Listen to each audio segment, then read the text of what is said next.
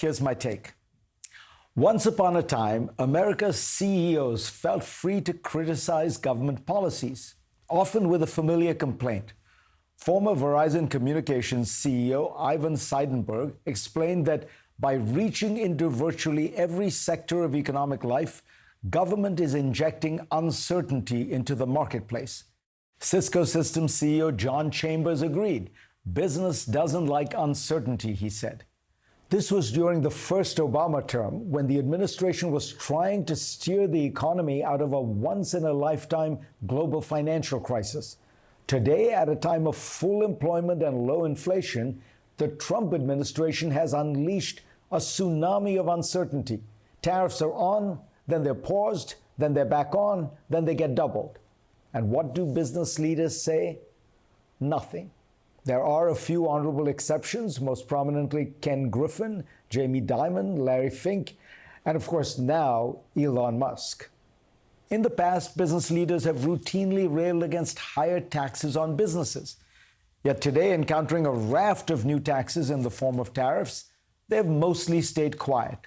Many CEOs will not even dare mention that their prices will have to rise because of the new taxes on their imported goods.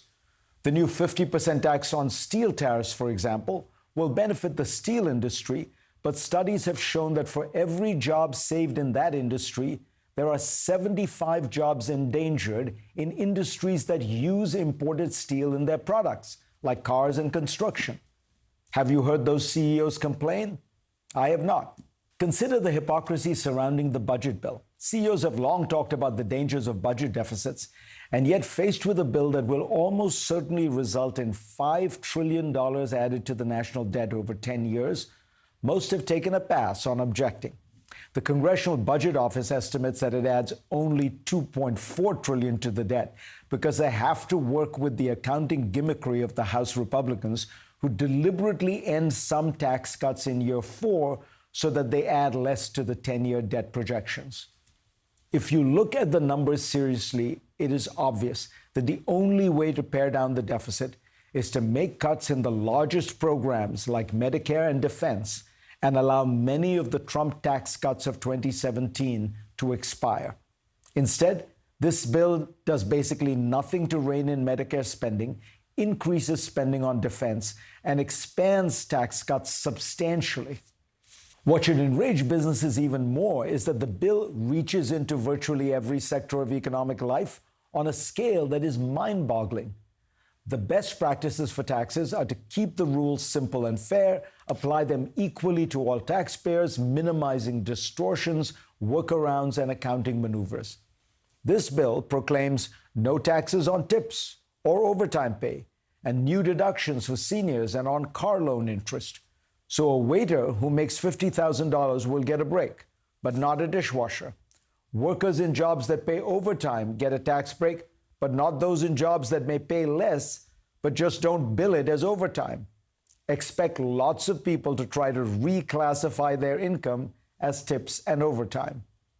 As the Nonpartisan Tax Foundation points out, these breaks come with various conditions and guardrails that, if enacted, will likely require hundreds of pages of IRS guidance to interpret. And the IRS will have to adjudicate all this complexity with up to 40% of its workforce eventually cut, which means there will be lots of tax cheats who get away with fraud. The Tax Foundation concludes that the new rules and compliance costs in many cases probably outweigh any potential tax benefits. The American economy is now more politicized than it has ever been.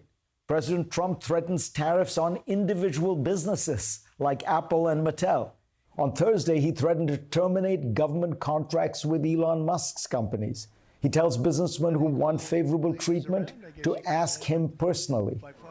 This week, his press secretary, Caroline Leavitt, boasted that business leaders are begging to meet with this president and begging to come to the White House.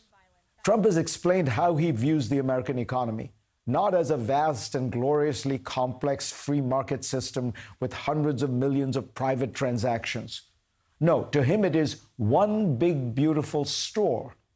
I own the store, he explained, and I set prices. And I'll say, if you want to shop here, this is what you have to pay.